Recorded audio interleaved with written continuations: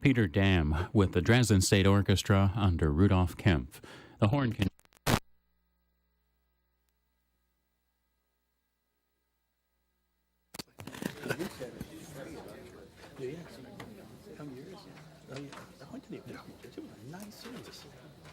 It is 4 o'clock. We'll go ahead and call the meeting to order. Madam Clerk, will you please call the roll? Mayor Angel. Here. Commissioner Crawford. Here. Commissioner Householder. Here. Commissioner Jennings. Here. Commissioner Shirley. Here. We please stand for the Pledge of Allegiance in a moment of silence. I pledge allegiance to the flag of the United States of America and to the republic for which it stands, one nation under God, indivisible, with liberty and justice for all.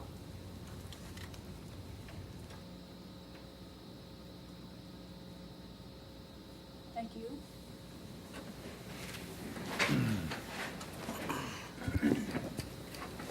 It's now time for the Citizens Forum. If there's anyone here from the public that wanted to comment on anything not on the agenda, come on up to the podium, give us your name and address.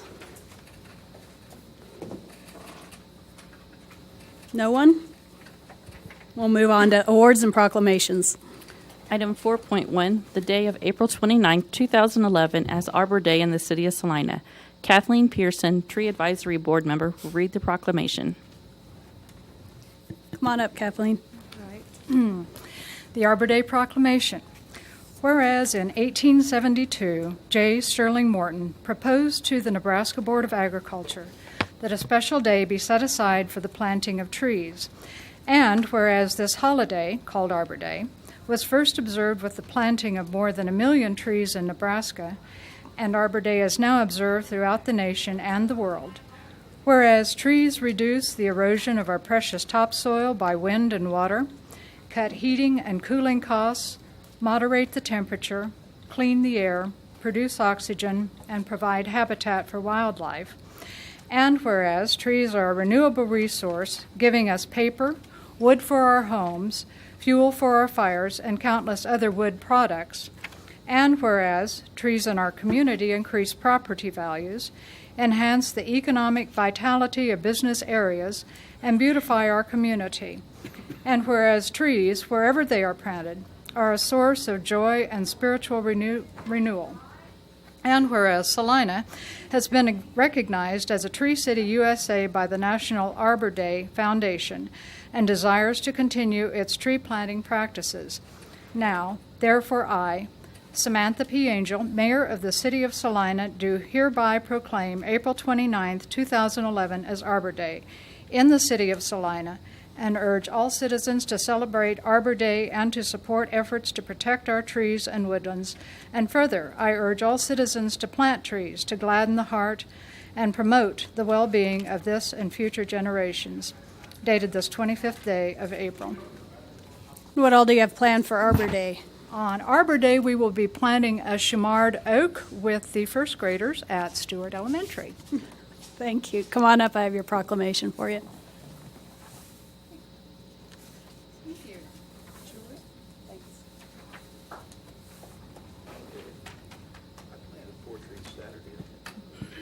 Item 4.2, the day of May 5th, 2011, as a day of prayer in the city of Salina. Roberta Huseman will read the proclamation.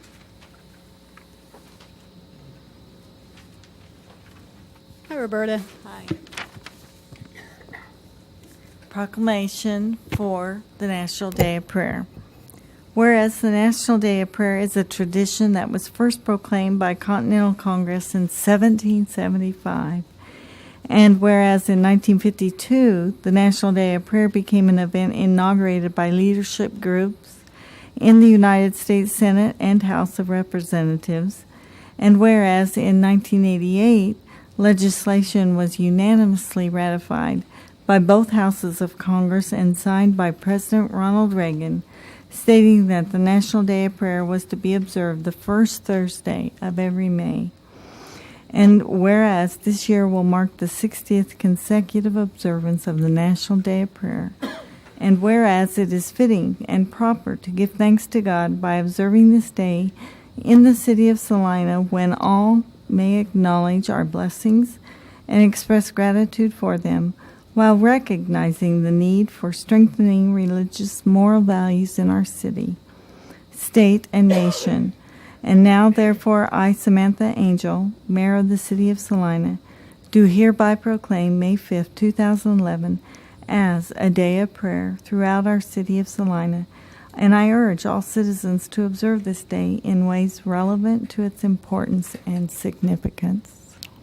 Thank you. And what do you all have planned for the day of prayer? Well, I have a city prayer breakfast Thursday, May 5th from 7 to 8:30 a.m. at the Bicentennial Center. And tickets are $12, and you can purchase those tickets at the Bi Center. And second of all, the city youth groups are actually dispersing and praying and covering our whole city in prayer Wednesday night, May 4th. And then they are all, even though they are at designated areas, praying separately.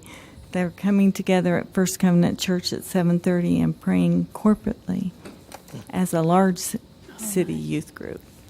Okay. Those are the two things I know of. Thank you. I have your signed proclamation for you. Okay. I'll come down to you.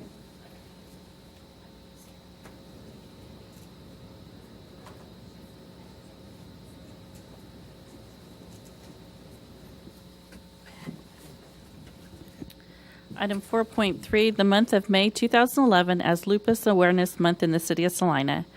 Karen Humphreys, Lupus Supporter Group Coordinator, will read the proclamation. Come on up, Karen. Good afternoon. Hi. Lupus Awareness Month Proclamation.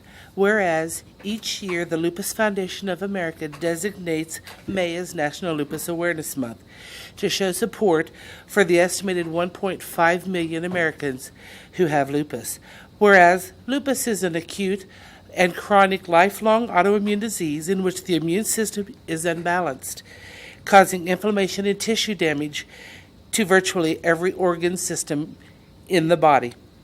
Whereas lupus can affect any part of the body, including the skin, the lungs, the heart, kidneys, and the brain. No organ is spared. The disease can cause seizures, strokes, heart attacks, miscarriages, and organ failure. Whereas, while lupus strikes mostly women of childbearing age, no one is safe from lupus.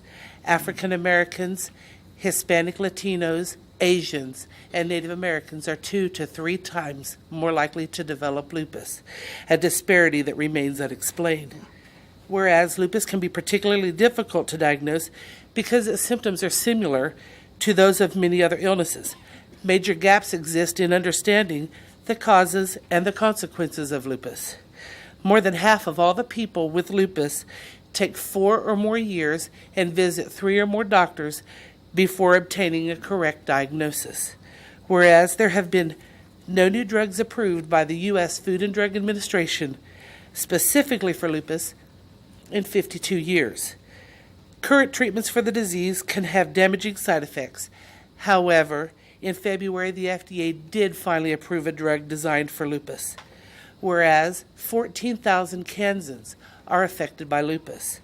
Now, therefore, I, Samantha Angel, Mayor of the City of Salina, Kansas, do hereby proclaim the month of May as Lupus Awareness Month in Salina, Kansas. I urge each of our citizens to observe this month by educating themselves on the symptoms and the impacts of lupus, and to join with the Kansas chapter of the Lupus Foundation of America in supporting programs of research, education, and community service. In witness whereof, I have hereunto set my hand and caused the seal of the City of Salina, Kansas to be affixed this month of May in the year 2011. What does the foundation have planned for May? The Kansas chapter is having different programs throughout the month. They're having walkathons. Here in Salina on May 7th, we're having a motorcycle poker rally, auction, and a dinner that all the proceeds will go to the Kansas chapter. Nationwide and worldwide, May 10th is Lupus Awareness Worldwide, and everybody's to dress in purple because purple is the color for lupus. And there will be different benefits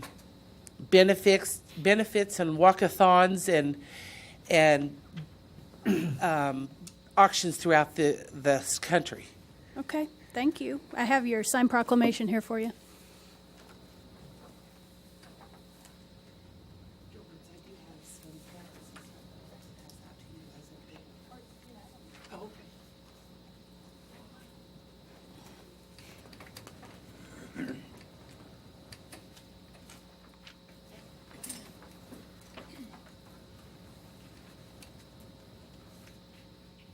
Thank you. Oh, great.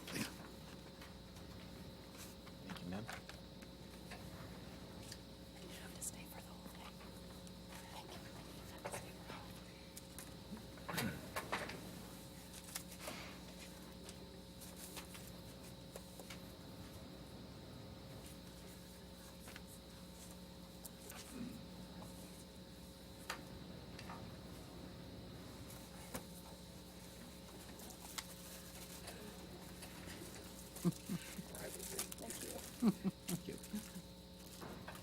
Oh, thanks. Okay, we do not have any public hearings or items scheduled for a certain time, so we'll move on to the consent agenda. Item 6.1, approve the minutes of April 18, 2011. Item 6.2, approve the purchase of one high-pressure breathing air compressor from Air and Fire Systems in the amount of $22,342. Item 6.3, resolution number 116820, authorizing an agreement with USD 305, assigning 4 uniformed law enforcement officers to serve as in the school resource officer program.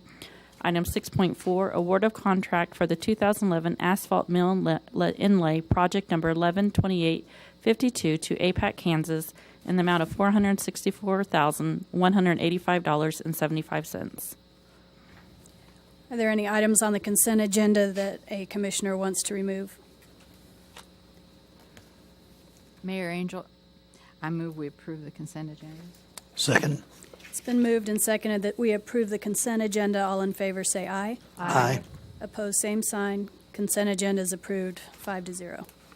And we'll move on to development business. Item 7.1, application number Z07-19, requesting an amendment to Article 16 by adding sections 42-722.2, 42-682.1, 42-682.2, and 42-782.3. Sub-item 7.1A, first reading ordinance number 11-10601. Mr. Andrew. Thank you, Mayor. Mayor and Commissioners, this is an application for a text amendment to the City of Salina's zoning code. And presently, if you have a residential property, you can build one detached garage on your property as a freestanding garage, and you can also have a storage building in your rear yard for personal belongings or vehicles. What we found as a trend here in recent years is that people are accumulating more stuff. They have more collectibles, and they have a desire to have additional secure storage for their belongings. And since the garages and storage sheds and workshops are accessory buildings, that means they can only be built on a lot that has a house on them.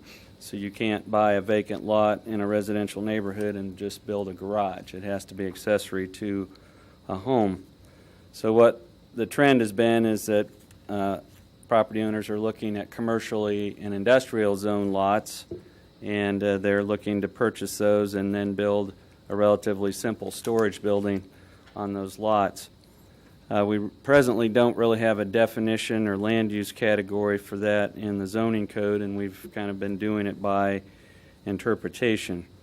And so we think that it's valuable to have a local definition for those types of buildings to allow somebody to go out and build a storage building to store their British hobby cars or whatever they have without having to have heating and cooling and restrooms and offices and accessible parking and all those things. So the idea behind this text amendment is to create a land use category of non-climatized storage building, and that would allow somebody, even though it's a commercial building, to declare it to be non-climatized storage used simply for storage of materials or equipment or vehicles, and that would allow them not to have to do the extra things that you would normally do in a commercial building.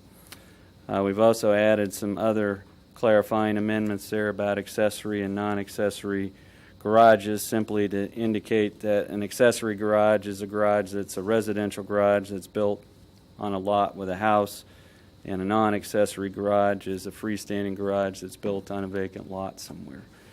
So the Planning Commission reviewed this. It's been under discussion for a while.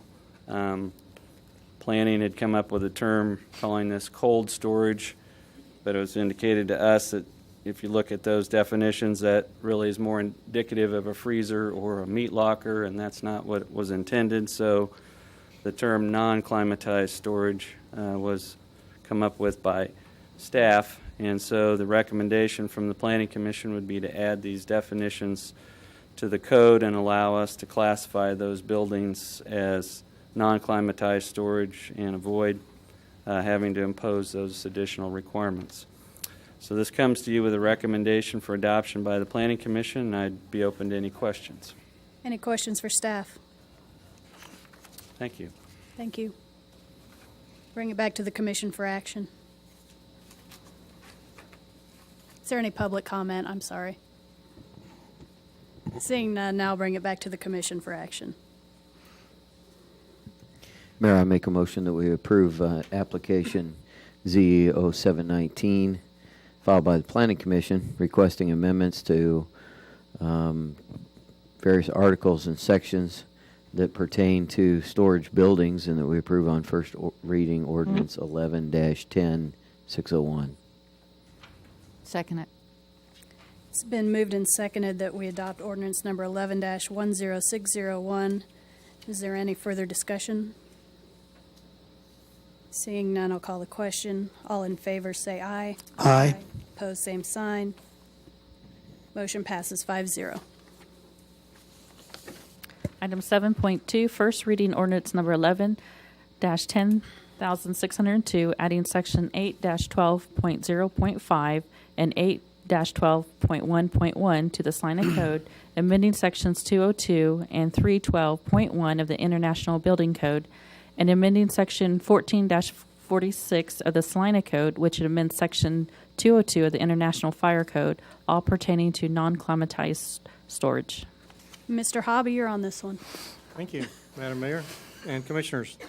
We bring to you the same information as what the Planning Commission just brought to you in the terminology of cold storage, and we like to call ours as well the non-climatized storage area. This will be a new section in the International Building Code, and to be cohesive with the Fire Code, we've asked for the same amendment to go into the International Fire Code, where we would add a non-climatized storage for structures that are used basically for storage in buildings where there be no heat, no plumbing, and very limited electrical services. There's no repair work that would be in this process of these buildings, as they'd be classified as another S1 or an S2 or a Storage 1 or a Storage 2. Storage 1 is a low hazard, Storage 2 is a higher hazard details. So we'd like to add a section to our miscellaneous chapter, or a group U in our International Building Code and the International Fire Code, where we'd ask for you to add non-climatized storage in the same vein as what the Planning Commission has suggested for the zoning codes. So we're just aiming for consistency here? It's very much consistent. Yes, ma'am. Thank you. Any questions for staff? Is there any public comment? Seeing none, I'll bring it back to the commission for action.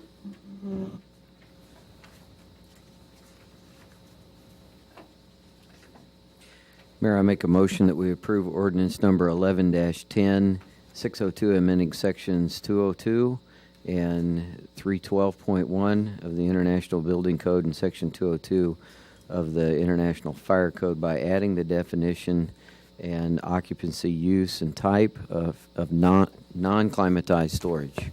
Second. It's been moved and seconded that we adopt ordinance number 11-10602. All in favor say aye. Aye. Opposed, same sign. Motion passes 5-0, and we move on to administration.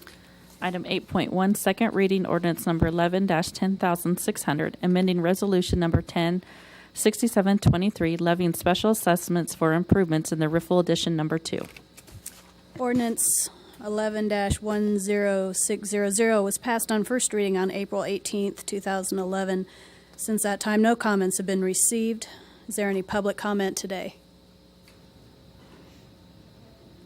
Seeing none, I'll bring it to the commission for action. Mayor, I make a motion that we approve ordinance number 11-10600 on second reading. Second. It's been moved and seconded that we adopt ordinance number 11-10600 on second reading. Will the clerk please call the roll? Commissioner Crawford, Yes. Commissioner Householder, Aye. Commissioner Jennings, Aye. Commissioner Shirley, Aye. Mayor Angel. Aye. Motion passes 5-0. Item 8.2, Resolution 116822, setting the date of public hearing to consider whether a structure shall be condemned or ordered demolished or repaired. Mr. Hobby? Thank you, Madam Mayor, Mayor and Commissioners. You have before you a request from the Development Services Department to set a public hearing on June the 6th, 2011. The public hearing would take in consideration of a structure that had a fire and the structure at 509 South 11th. In order for the city to retain the fire insurance proceeds funds, we would have to classify this house or this structure as a dangerous structure in order to keep it on our dangerous structures list. The fire insurance proceeds fund must be determined within 30 days of the fire, whether or not the structure is dangerous or not. At that point, the city code then requires us to put it on our abatement of dangerous structures uniform code system. So what we've asked before you today is a request that you would put June the 6th, 2011, conduct a public hearing, consideration and resolution ordering the repair or removal of a structure located at 509 South 11th Street.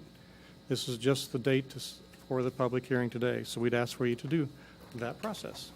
Any questions? Questions for staff? No? Thank you. Is there any public comment? Seeing none, I'll bring it to the commission for action. Mayor, I make a motion that we approve resolution number 11-6822, setting a date for a public hearing to consider whether a structure shall be condemned and ordered demolished for the wrong sheet here. 509 South 11th.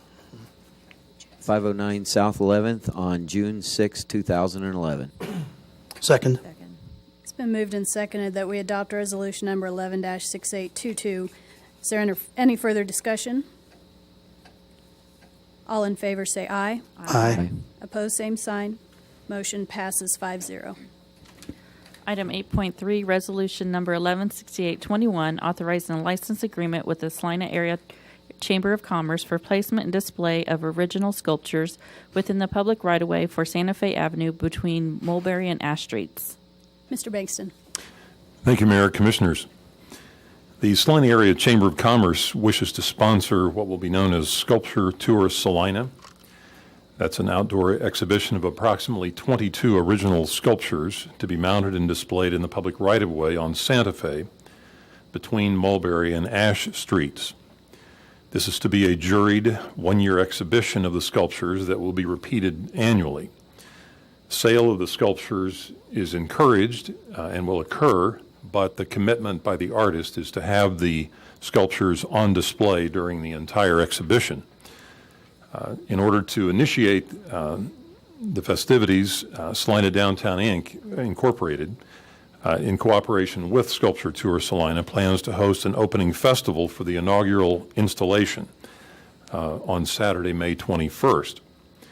The matter that is before you is the instrument by which, if you choose to, you authorize the placement of those sculptures in the public right-of-way along Santa Fe, on either side of Santa Fe in the sidewalk area. The license agreement that is attached to your agenda item is generally the way we address private utilization of public right-of-way. This is a unique circumstance, but staff believes this is the appropriate mechanism to do so if that is your wish. What we are dealing with is the manner in which you authorize that utilization and the conditions upon which you authorize that utilization, if that is your choice. There is one other aspect in this case, and that is right-of-way, particularly in that central business district, is customarily viewed as a public forum, often used for any number of forms of expression. In that this is a special utilization for these juried sculptures, the question then becomes is whether you wish to limit exhibition of sculptures in this area to those sanctioned sculptures under the program. There was case law that prompted this question coming up, where in another circumstance, because of the sanctioned activity, other voluntary, shall we say, activities began to occur where there were other non-sanctioned, non-juried sculptures that were presented for exhibition. So the question, I think, also for you in your regulation of the right-of-way is whether in this area you wish to limit the program to the sanctioned exhibition of these sculptures. And the mechanism, if that is your choice, is to declare that to be an occupied public forum. In other words, yes, there are other avenues if someone wishes to voluntarily engage in that expression or that form of expression. But as far as the area between or the area that has been designated for this particular program, the exhibition of sculptures would be limited to those that are sanctioned. That is your choice, but that as the license agreement has been prepared and your resolution, as you may have noted there in Section 2, it anticipates that you would be declaring this an occupied public forum for purposes of the program. The other thing that I might call your attention to the license agreement itself, it's different in a couple of respects than our more routine license agreements. First, in Section 1, you would see the more detail in terms of the manner and the regulation of the installation of the sculptures. Also under the insurance requirements, rather than the normal general liability requirements, the Chamber of Commerce will be providing coverage against property damage, and that requirement is included in the terms of the license agreement. The other unique aspect, generally on these license agreements, you're talking about some form of private investment where the private party is relying upon the potential utilization of whatever part of the right-of-way is involved for an extended period of time to the extent that it does not interfere with the public use. And generally, interference with the public use is not anticipated, so it's generally thought that that could be any number of years that that license agreement would most likely be in effect. So normally it's either up to the person discontinuing the private use of the right-of-way or there being a conflicting public use that would have to take precedent.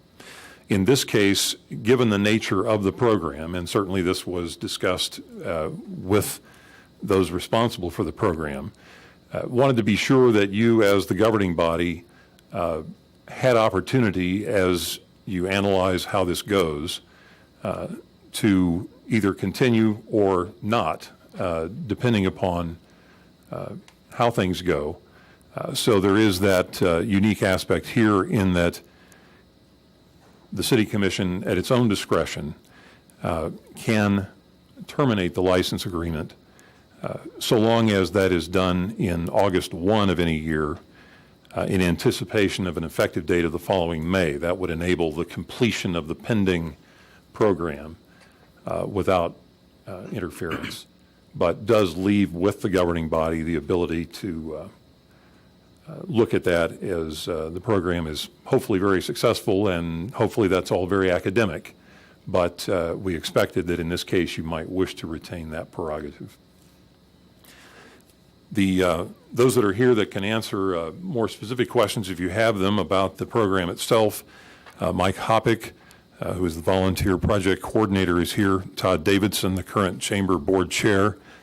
Dennis Laver, the chamber president and CEO, as well as Phil Kleeman, the executive director of Salina Downtown, Inc. So any of us would be happy to answer questions. At this point, is there any questions for staff? Are we financially committed in any way by this license agreement? That's a good question. I'm sorry I didn't mention that on the fiscal note. There is no direct cash outlay. There is certainly oversight, as you might imagine, in terms of the installation and some in-kind work in terms of overseeing that process that would occur annually, but no direct expenses that I'm aware of. No, Commissioner, some time ago when the program was presented to the former commission, it was presented in a study session, and at that time they gave general direction that they would like to participate in the People's Choice portion, which is mentioned in the report, which what that does is it is said that the city would be willing to purchase the People's Choice at a cost, at a listed price, but not to exceed $15,000. So if the listed price is less than that, that's what it would be. If it's more than that, it would be 15. And but that has not been established formally yet beyond just general direction at a study session. So that is something I think that if that's your interest, we do need to formalize at some point, but it's completely separate from this item, which just simply allows them to have the program in the city's right-of-way. Will the installation be done in conjunction with police and fire to ensure there aren't any public safety encumbrances or any hindrance on access to buildings or anything like that? Well, that's a good question. I think obviously this may be a question more for the chamber folks, but on our side, there's been a lot of discussion about the size and the type and the locations and so forth. So I think we've probably tried to come up with any possibilities we could with regards to what could happen, what could go wrong. But installation should be actually pretty easily done, and the equipment used should make it very controlled situation. So we really don't anticipate that. But police and fire we probably don't need. Public Works might actually, some other personnel might be folks that we have hanging around just in case there's a need there. Any other questions for staff? Public comment? Seeing none, I'll bring it back to the commission for action.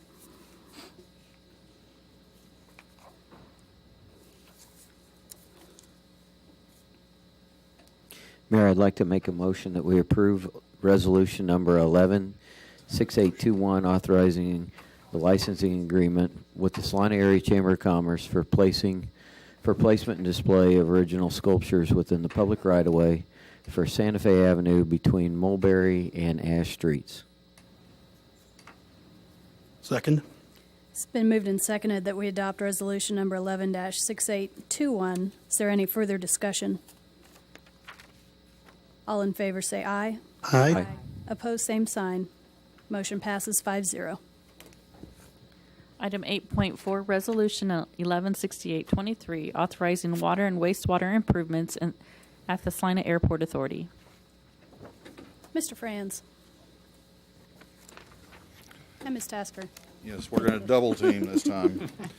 As we discussed in study session, as it were, projects are not authorized by the normal budgetary process. Instead, they are authorized specifically by each construction project through a resolution, and then the amount that is authorized within that resolution becomes the budget for the project. Project may carry on for a year or longer before it's complete. What we have before us today is a project at the Airport Authority in which the construction estimate is $5.5 million. This resolution basically authorizes that project and allows us to proceed with collecting bids, retaining, and starting to incur costs for the project items. Ms. Tasker is going to go through the nature of the project and some of the detail relating to that. Thanks, Rod. I think to give you a little bit of background, I'm going to go to talk about what the area was utilized out at the Salina Airport initially for, to help you understand the age of the infrastructure and utilities that's out there. back in 1942, the Smoky Hill Army Air Base was built. It changed names a couple of times, but in 1957 it became the Schilling Air Force Base. And it was closed in 1964, and the property was transferred to the Salina Airport Authority in 1966, and the utilities to the city of Salina. So basically, when you think about those dates, the utilities and such out there are in that 60 to 70 years old, and were built for something way different than where we might want to go in the future. And currently, the Salina Airport Authority utilizes the airfield, which you can see here to the top. These are the runways, and then off to the west and back south and to the north. What we talk about as the Salina Aviation Center is an area that's nearly 6,000 feet long, which would go from roughly what we call the Big Bertha building, or where Raytheon Beechcraft is on the north end, down south to an area that's past where the Salina area Technical College is. So it's well over a mile-long area. And a good share of the area out here is used for aviation-type facilities. There's also several light and heavy industrial uses from Schwann's and Tony's, and then the two educational facilities, which are Salina Area Technical College and K-State of Salina. And the Salina Airport Authority has proposed improvements to this aviation area that really blocks in almost this entire area. Starting at the north end, they have a proposed building that's roughly 100,000 square feet. Then there's several T hangars located here that would be for personal type aircraft, and they're all of various sizes, this entire area there. Then roughly have 5 other type hangar buildings here that are roughly 5,000 or 55,000 square feet. And then in this area, we have, we call it the ARF, and I have to look to be able to say this appropriately, Aircraft Rescue and Firefighting Station. And it's currently under design at this time with the current schedule includes a bid letting in June with construction complete spring of next year. And then there's also an aviation museum that's scheduled in this area. Currently have worked with refurbishing several of the buildings out there. At this time, we're looking at building 606 with the Airport Authority. We just recently finished refurbishing, or I guess a new building there, of building 600. And to give you a little understanding about that, we have a fire protection system in there that deals for type 2 hangar, which will handle airplanes with wingspans up to 100 foot and tail heights up to 28 feet. And with that, we had a fire protection system that deals with both water and a foam system that can fight a fire in an emergency. And basically that taxed our existing domestic water supply system out there. We just barely met those fire protection needs for that building. And as we move on and we look at some of these larger buildings, that building had roughly 40,000 feet of hangar space and 25,000 feet of office. So when you hear us talk about these 100,000 square foot buildings and 55,000 square foot, they have a higher fire protection demand, which is driving some of this project that we're moving forward with. And basically with this project, I'm trying to keep from blinding Gary, because I'm right about there. There's a 550,000 gallon water storage tank, and basically it'll be non-potable water. And along with it, there is 4 diesel-powered pumps that have the ability to produce roughly over 8,000 gallons a minute at 150 pounds per square inch of pressure, which is approximately twice the pressure that we can get out of our current domestic system. But it allows us to have fire protection for these future buildings that we're speaking of. And along with that project, we have roughly 6,500 feet of 20-inch and 16-inch pipeline that is solely just for fire protection for this area. And there's also an 8-inch line that deals with fire protection for these T hangars. They don't have near the fire protection requirements that these larger buildings do. And in conjunction with that, there's a 12-inch potable water line that allows water to be brought to this storage tank that runs the entire length of this project and ties into a line down at this point. And then there's gravity sewer to pick up all of these new buildings, roughly 6,500 feet. And the hope with this upgrade on the fire protection is that we'd be able to deal with Type 1 hangar fire protection, which would allow us to handle the planes that have wider wingspans and over the 28-foot tail height. So I think it would get us to, and Tim can answer these later, but to the larger size facilities that they have the need for in some of these new facilities. And currently, we have, as Rod mentioned, the project cost is roughly $5.5 million, and we plan to bid that project as two separate projects, one being the pipeline work, and then the other being Project 2 for just the tank and the fire pumps, to allow as many contractors to have the options as possible to bid. The current project schedule is to have a bid letting on May 17th, begin construction 1st of June, with the intent of construction being complete by April 1st of 2012. Be glad to answer any questions if you'd like more detail about the project. Any questions for staff?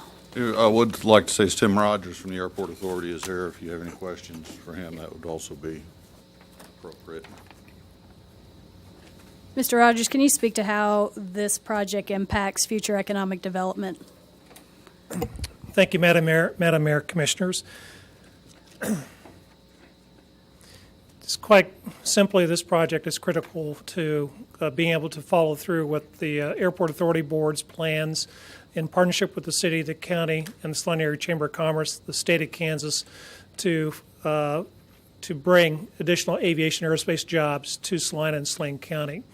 We branded what we have been marketing as the Salina Aviation Service Center about 5 years ago. We have been developing and implementing that plan to draw more aviation service jobs in the area of maintenance, repair, and overhaul to Salina and Sling County. Hangar 600 was our first really understanding of what's going to take to draw these types of jobs to our community and our region. And those jobs are not inconsequential. They're significant jobs. They bring aerospace engineers in. They bring technicians in. They retain a skill that's needed in this that's already in this community. That's sheet metal workers that are being laid off by Hawker Beechcraft. It gives them opportunities for reemployment in this community rather than leaving, going to Oklahoma or Mississippi or other parts of the country. $20 an hour jobs. A prospect that was in just this past couple weeks, partnership with the Chamber, Department of Commerce, the Airport Authority, looking at 150 to 300 jobs at an average age of $20 per hour. So the backbone, the infrastructure to be able to build the facilities, this is important to have the upgraded utilities that, to add to this activity, this growth to that. Keep in mind, too, since we started the marketing and development of the concept of the Salina Aviation Service Center, we had a curveball thrown at us, but we're going to succeed in hitting that out of the ballpark, and that is Hawker Beechcraft will be closing down its manufacturing operations here. 498,000 square feet of existing building space that really each building, to make it usable for maintenance, repair, and overhaul, has to be rehabilitated. And with that comes the additional fire protection requirements needed to store and work on aircraft inside that hangar. The forethought on this project and the design that the city staff as they have undertaken this project allows for that growth, being able to accommodate renovating those buildings. In addition to building over 300,000 square feet in the middle portion of this redevelopment area, and now we have identified the potential to go to another 300,000 square feet in the area of Big Bertha, of the jumbo hangar. So this project is for early on next year, 2012, when we really start finishing renovations and start hopefully releasing, reoccupying Hawker Beechcraft space being vacated. And this actually sets the stage for 10 to 15 years worth of development. The payoff to the community will come in a longer range of time, but I think you'll see that payoff in the terms of jobs and payroll and additional aviation activity at the airport and airport industrial center. Thank you. Any questions for staff or for Tim? Is there any public comment? Sure, come on up and give us your name and address.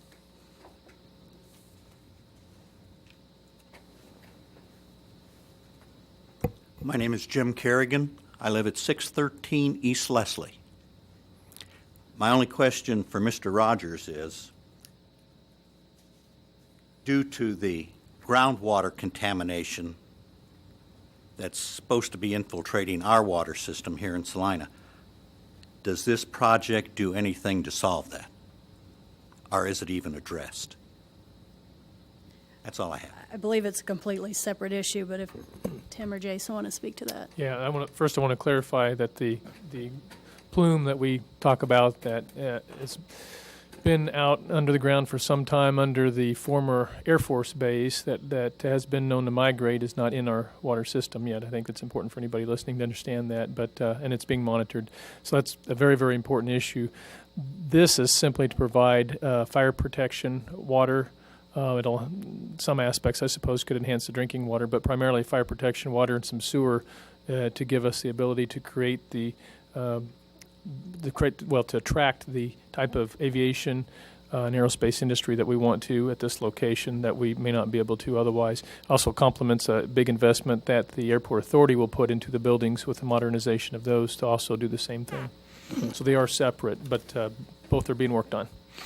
On the former issue, the plume, isn't it correct to say that the city, the county, the school district, the airport authority have been actively working on that issue for quite some time? Yeah, the partnership group is the city, obviously USD 305, K-State at Salina, the three of us, and of course the airport authority. So those four entities, and absolutely been very active and consciously looking at that, looking at technical information, and we're in a stage of legal activities right now for some time, and we'll continue to do that until it's taken care of. Safe to say we're moving as fast as the federal government will allow us to. Is that right? Yeah. Okay. That's safe to say. Okay. Any other comments? Seeing none, I'll bring it back to the commission for action. Mayor, I'd move that we adopt Resolution 11-6823. Second. It's been moved and seconded that we adopt resolution number 11-6823. Is there any further discussion? Seeing none, all in favor say aye. Aye. Aye. Opposed, same sign. Motion passes 5-0. Any other business? Madam Mayor, I'd like to request that we move into executive session for 20 minutes to discuss with legal counsel matters subject to attorney-client privilege for the reason that public discussion of those matters would waive the privilege and adversely affect the city's interest in the matters, and reconvene at 5:10 p.m. Is there a second? Second the motion. It's been moved and seconded that we recess into executive session for 20 minutes. All in favor say aye. Aye. Opposed, same sign. Motion passes 5-0. Anticipate action. We do not. We're recessed into executive session.